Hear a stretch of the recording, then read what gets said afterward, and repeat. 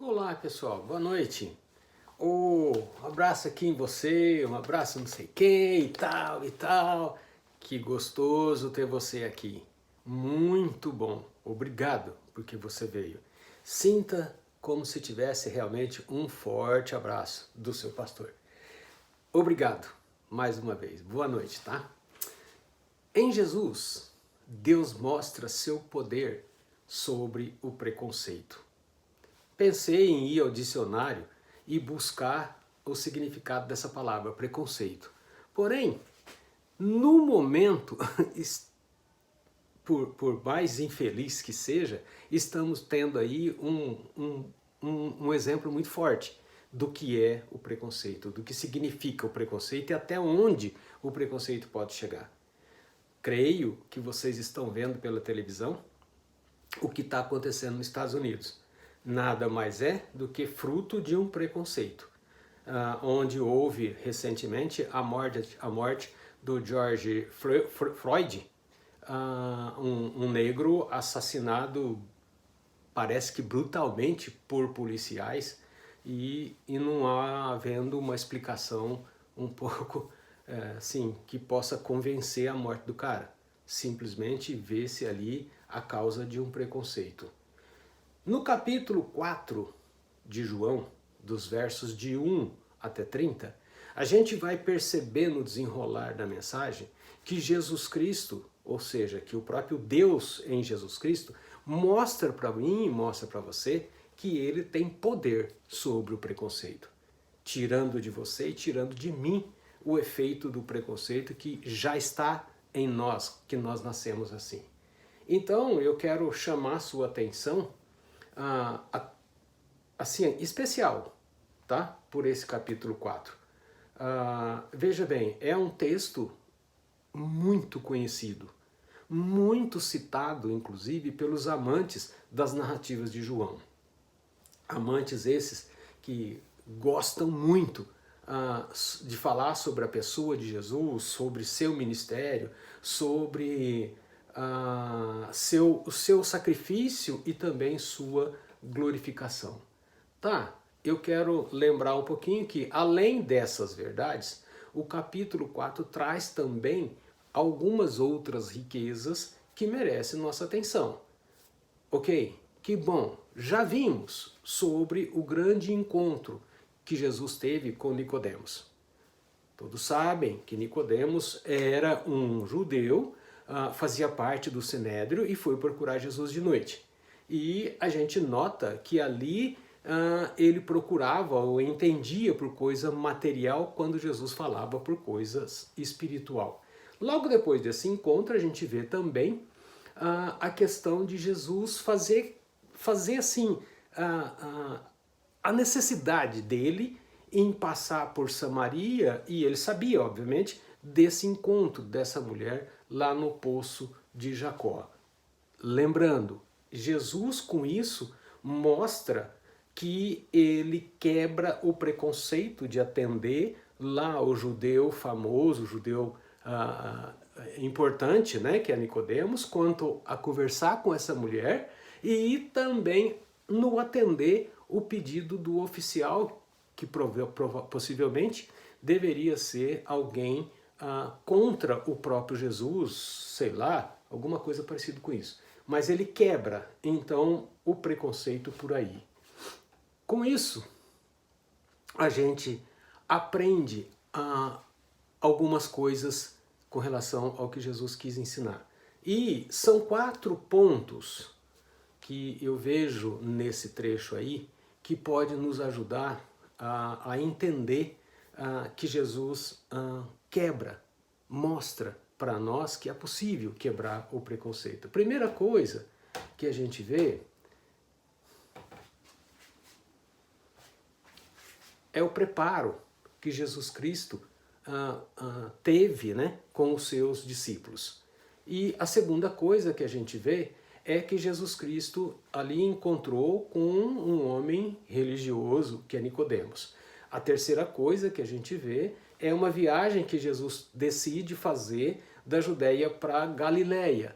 A quarta coisa é a decisão, através de viajar, passando por Samaria. E a gente encontra que no versículo 4 está escrito que era necessário atravessar a província de Samaria.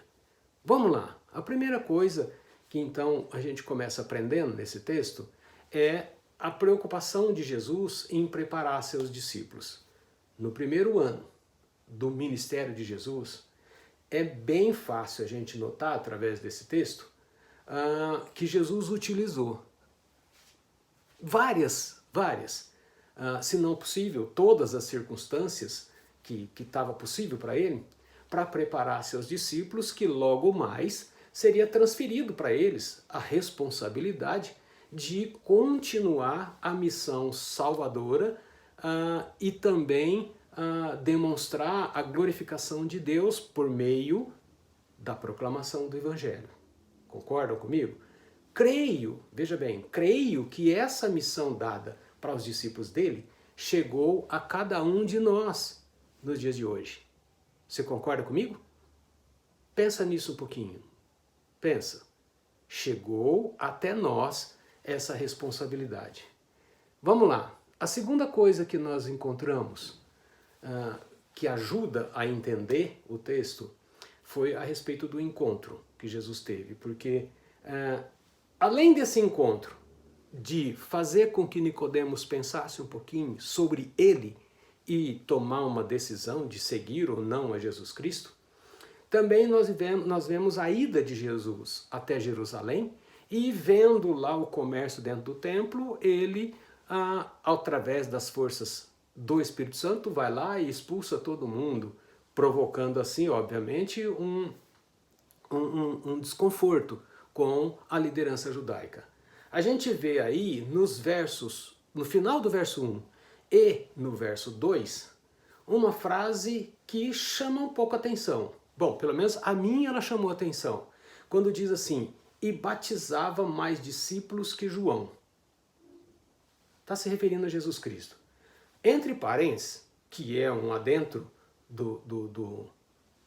da pessoa que fez a tradução do texto bíblico, diz assim, se bem que Jesus mesmo não batizava ninguém, e sim seus discípulos. Tá, por que tem essa importância de dizer que batizava mais discípulos que João? Esse é o principal.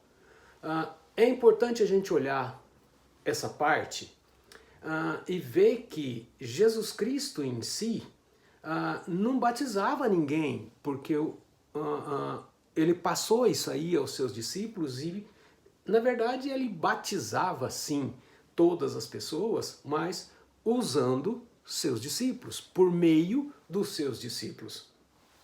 Então, a gente nota que há um cuidado na Bíblia em trazer um ensino para nós que não há uma só pessoa que pode dizer no mundo, ou desde aquela época até hoje, que pode dizer no mundo que foi batizado pelo Senhor Jesus. Ou seja, não há uma só pessoa que pode se sentir glorioso por isso. Tanto que Hendrickson nos disse, não existe uma só pessoa no mundo que pode dizer que foi batizada pelo Senhor. Com isso, não há sequer um que pode se orgulhar de ser batizado por Jesus.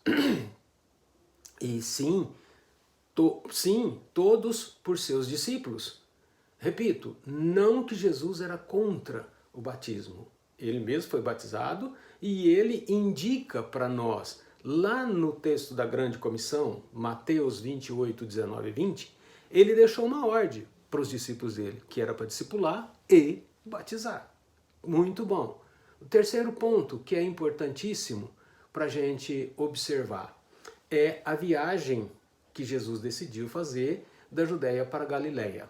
No verso 3, a gente vê,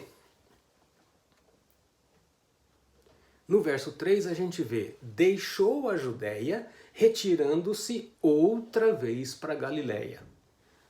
Por que Jesus decidiu isso? Vendo Jesus que os fariseus tomaram conhecimento de seus milagres e dos seus feitos, e sabendo que eles não o deixariam em paz, mandando a todo tempo pessoas com perguntas sobre sua autoridade, decidiu então fazer e tomar uma decisão estratégica. Decisão essa que o levaria para o seu segundo ano missionário. Ano esse chamado de Ano da Popularidade. Ótimo!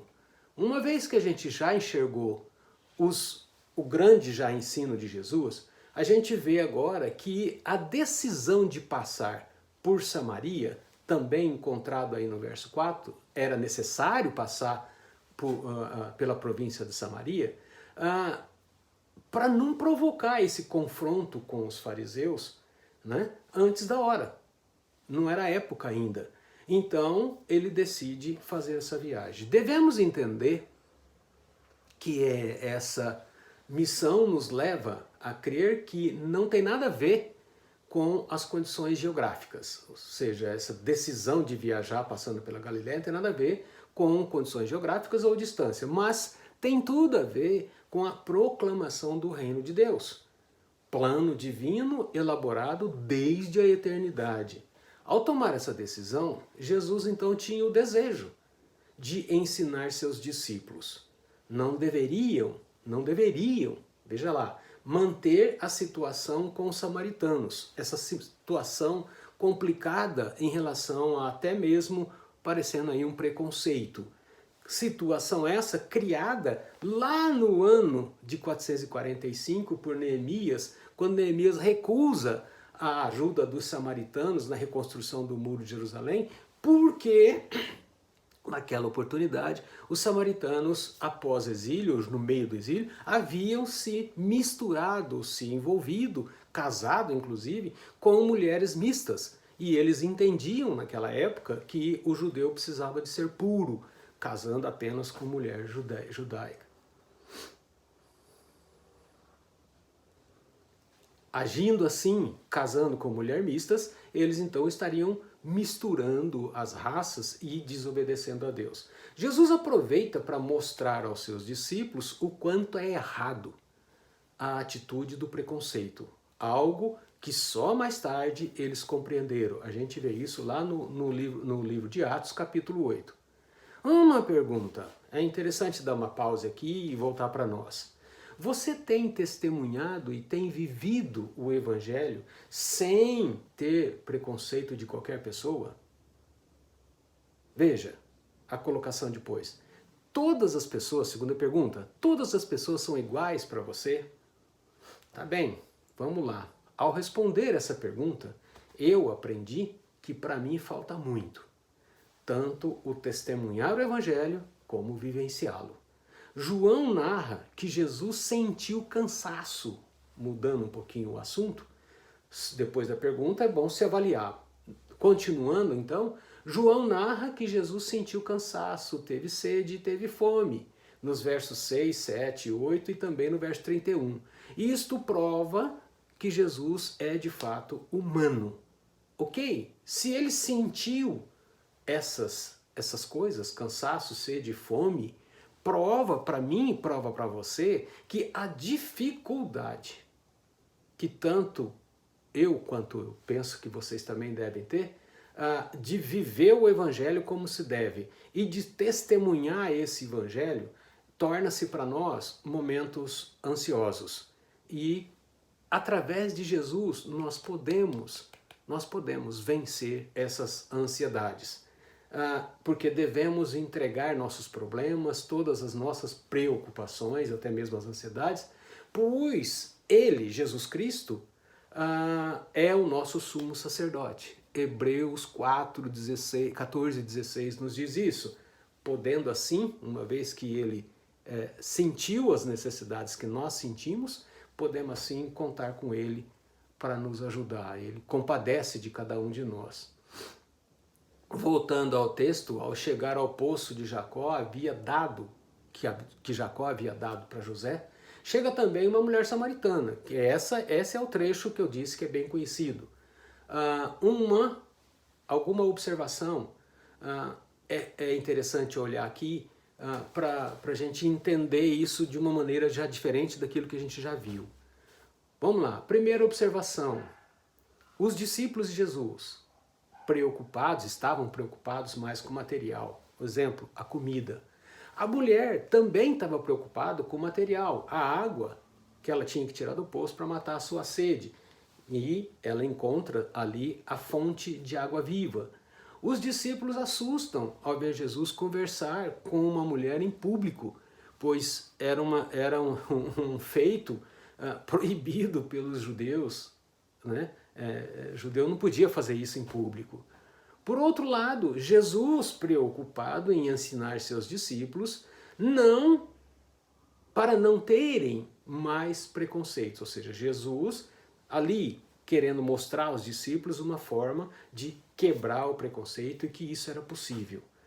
Ou seja, ele diz, não é só de comida que vive o homem. Jesus diz, não é de água do poço que mata a sede do homem. Não podemos perder nenhuma oportunidade de pregar o Evangelho. É o que Jesus também ensinou ali, pois ele pregou o Evangelho a essa mulher. Jesus quebrou duas regras. Primeira, de conversar com os samaritanos e também de conversar com uma mulher sozinho em público. Mas, afinal, o resultado foi bom. Que resultado foi esse? Jesus mostrou para seus discípulos que o judeu rico, religioso, como a mulher de má fama, deveriam ter a oportunidade de receber o Evangelho. Ainda sobre essa mulher, como vimos no capítulo 2, 24 e 25, Jesus conhecia perfeitamente qualquer pessoa e não precisava de ninguém falar para ele sobre quem era ela. A mulher, na verdade, não querida pelos seus vizinhos. Então, João narra que Jesus a levou a fazer um exame interno, se conhecer e descobrir seus pecados, levando-a ao arrependimento. Prova disso foi o fato de ela sair correndo, largou até a vasilha dela de pegar água e foi correndo avisar seus vizinhos. E no final do texto a gente vê que na verdade, os vizinhos saíram da cidade e vieram ter com Jesus. Ótimo! Uma vez que isso aconteceu, a gente percebe que Jesus valorizou a mulher, não jogou fora. Ele trabalhou com ela. Muitas vezes nós, ao querer evangelizar, a gente confronta. Pelo contrário, Jesus deixou ela à vontade e foi mostrando para ela fazer um exame dentro dela, quanto para Nicodemos, que era necessário crer em Jesus Cristo. Bom, eu quero garantir a você, graças a Deus, ainda existem pessoas que agem assim, como Jesus agiu, demonstrando a alegria por ter Jesus Cristo. Pessoas que têm Jesus e demonstram a todos essa alegria por ter Jesus. Pessoas que fazem isso por nada, por nada. Fazem isso por pertencer e ser de Jesus Cristo. Eu quero fazer uma pergunta e que você então trabalhe a sua cabeça. Somos uma dessas pessoas? Pessoas que querem que outras sejam felizes por encontrar Jesus Cristo? Pensa um pouco, vamos orar. Senhor Jesus, muito obrigado, Pai, por essa mensagem, por essa palavra. Que o Teu Espírito fale forte conosco, nos dando a oportunidade de realmente viver de forma correta o Teu Evangelho, quebrando o preconceito que existe entre nós. Em nome de Jesus, amém.